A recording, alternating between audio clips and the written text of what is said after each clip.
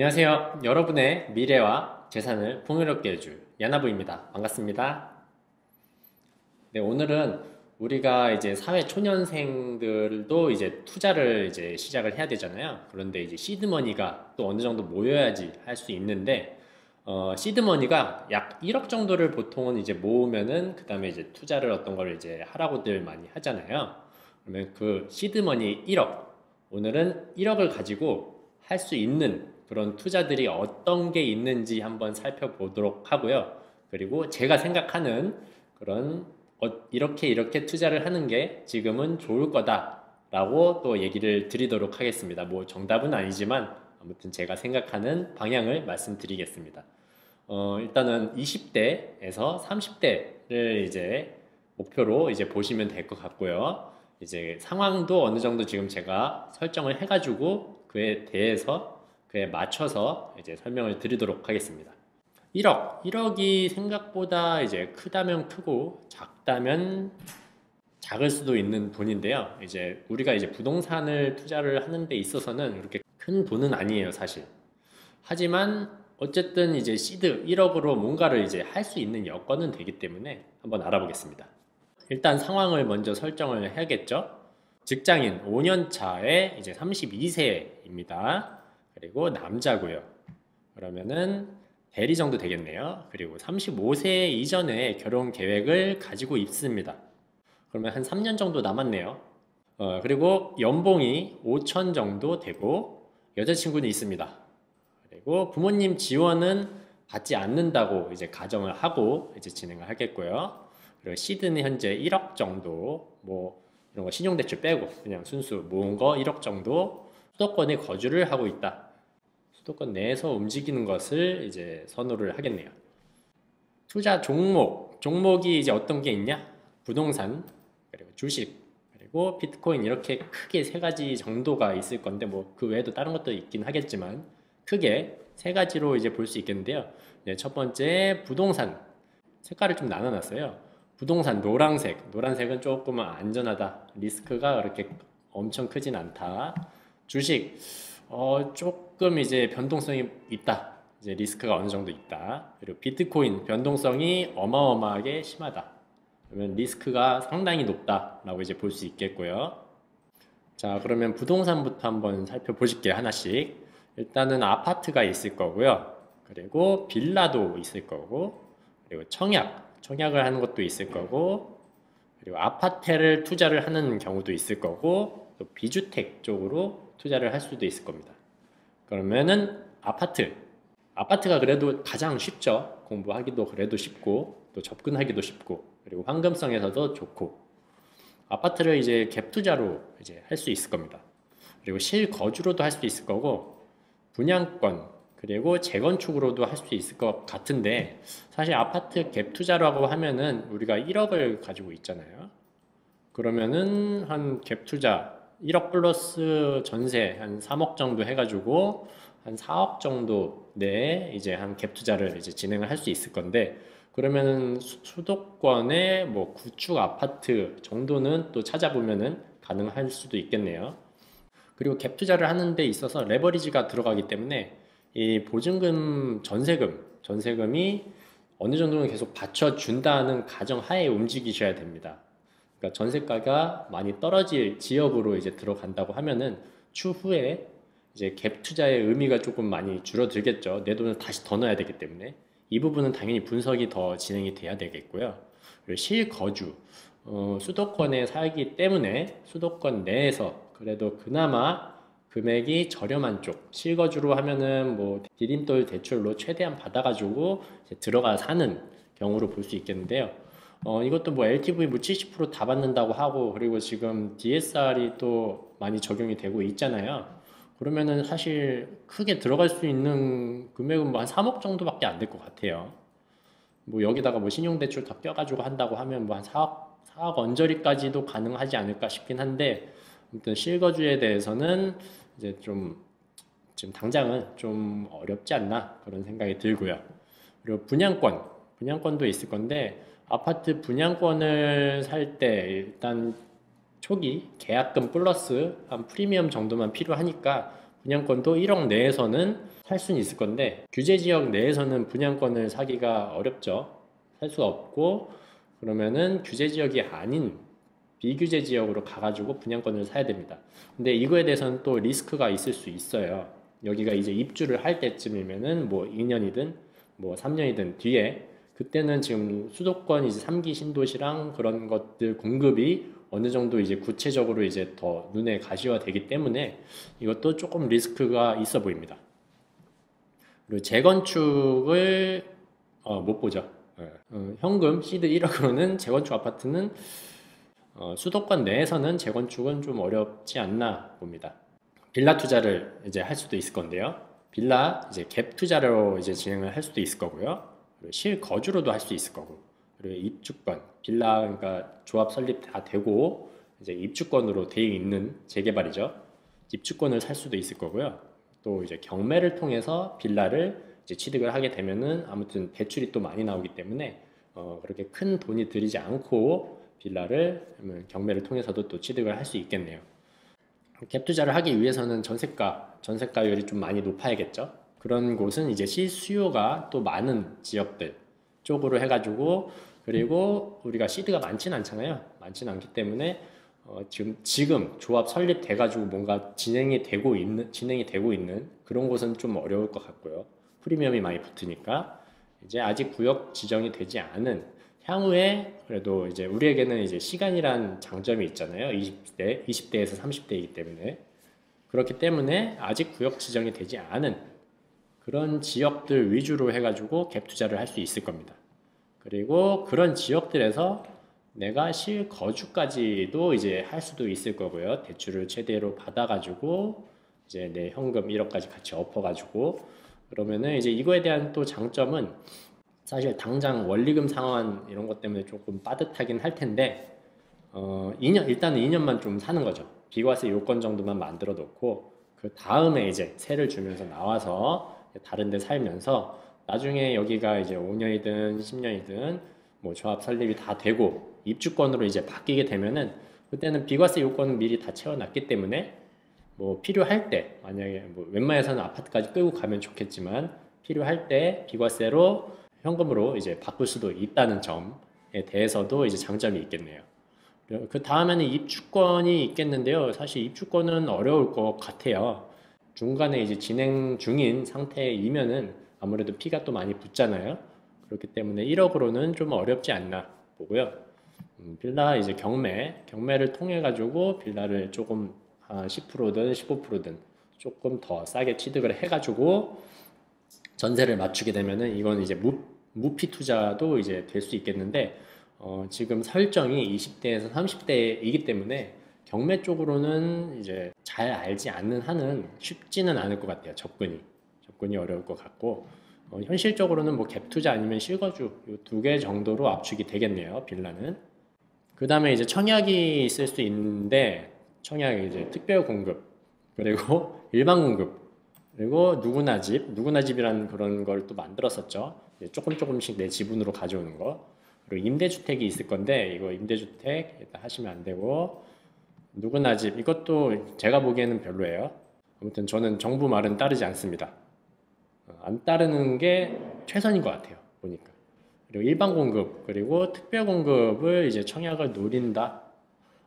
사실 이거 기약이 없어요. 요새 경쟁률도 굉장히 높고 내 현금을 그 기간 동안은 계속 올려야 되기 때문에 저는 일단 청약은 비추. 일단 이런 식의 방법이 있다 정도면 이제 알고 계시면 될 것 같고 그러면은 아파텔 투자도 있을 겁니다. 아파텔 투자의 장점이 이제 아파텔은 가지고 있어도 우리가 청약을 넣는데 무주택자 인정이 됩니다. 그 부분이 가장 진짜 장점이죠.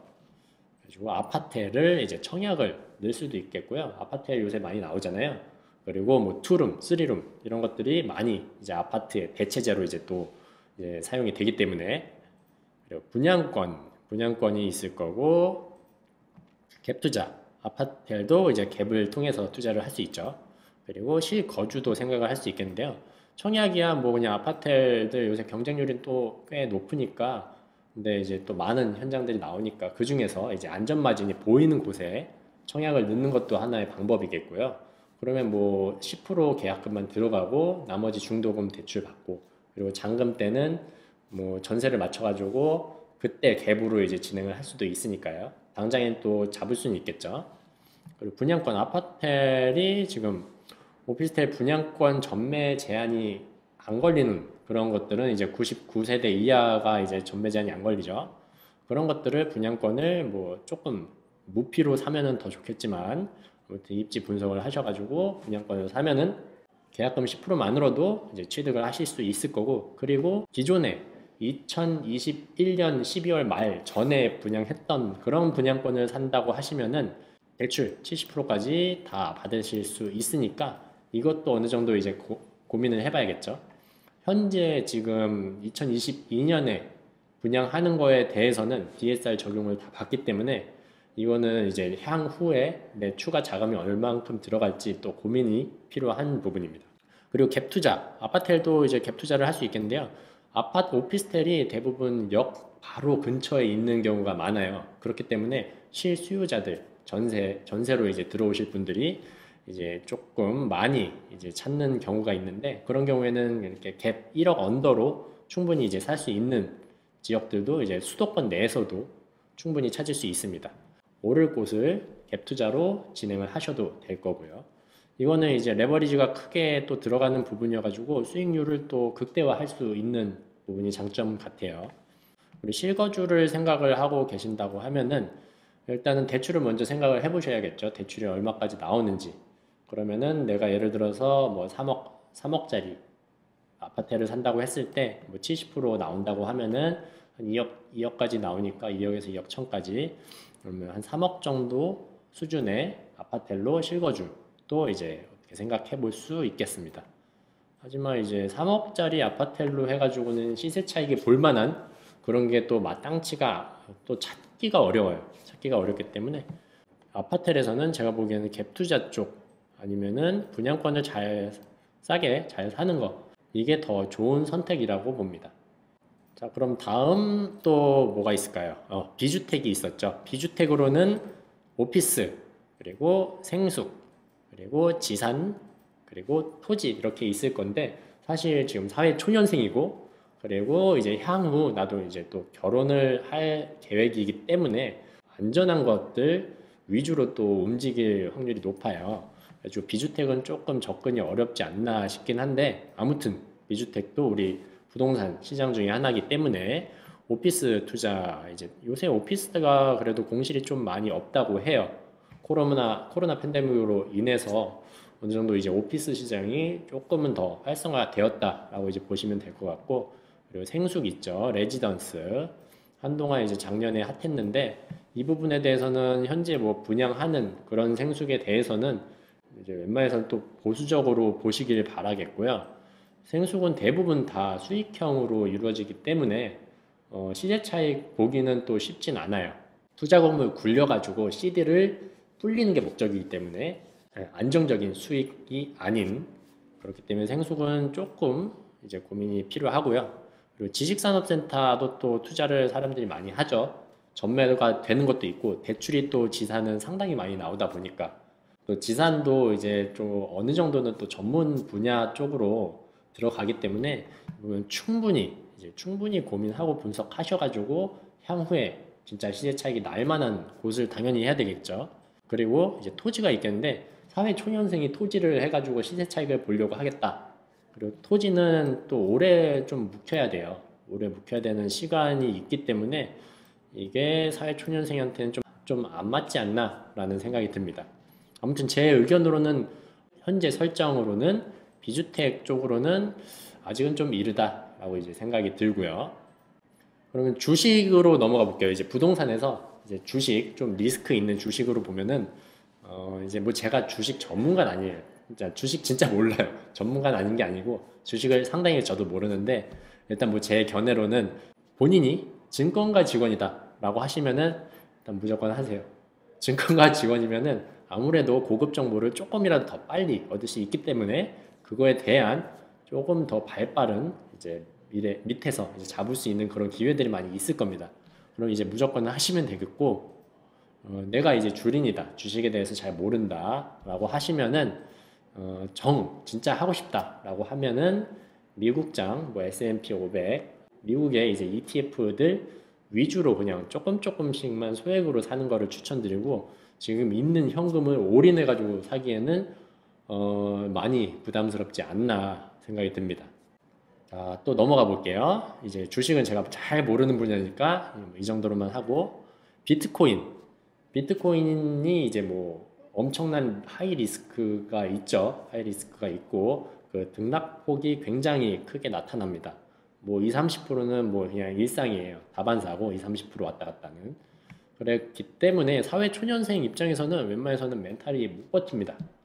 버티기가 어려워요. 왜냐면은 내 1억을 만약에 다 넣는다고 하면은 그 1억이 순식간에 뭐 20%, 30% 빠졌다가 이제 올라갈 수도 있겠지만, 그 빠졌을 때 그 멘탈을 버틸 수가 없어요. 사실 일을 못할 그런 수준까지 되는 분들이 대부분일 거예요. 그렇기 때문에 일상생활에 지장이 없을 자신이 있다고 하면은 저는 이제 꼭 하시길 추천을 드리고요. 왜냐면 또 저도 지금 암호화폐 시장이라고 부르죠. 크립토. 암호화폐 시장은 상당히 이제 매력적이고 성장 가능성이 있는 분야이기 때문에 공부는 충분히 하시고 이제 투자를 하시길 바라겠습니다. 그리고 이 변동성이 주식과는 차원이 다르다라는 걸 이제 인지하시고 들어가셔야 되고요. 그리고 이거를 비트코인을 하더라도 부동산을 먼저 투자를 하고 남은 소액으로 비트코인을 한다고 하면은 저는 상당히 긍정적으로 봅니다. 아무튼 비트코인 쉽지 않아요. 비트코인도 뭐 어려움 다 뭐 쉬운 건 없겠죠. 어디든 투자 시장에서. 일단 제 야나부의 추천으로는 뭐 솔루션이라고 하겠는데 뭐 이게 뭐 정답은 아니에요. 그냥 뭐 제 개인적인 생각이니까 이거에 대해서 이제 하나씩 말씀드릴게요. 가장 추천드리는 부분은 이제 아파트를 갭투자로 혹은 실거주로 이제 괜찮은 입지에 지금 저평가되어 있는 것 취득을 하시는 걸 또 추천을 드리고요. 사실 근데 실거주 하기에는 좀 무리가 많이 있을 거예요. 대출을 아무리 많이 받는다고 하더라도 예산으로 이제 움직이는 거기 때문에 뭐 한 3억, 이제 최대로는 뭐 한 4억 수준으로 이제 살 수 있을 것 같은데, 갭 투자로는 그래도 뭐 한 4억, 5억까지도 이제 가능할 수 있으니까 레버리지 쪽을 보면서 갭 투자하는 쪽이 그래도 조금 더 낫지 않나.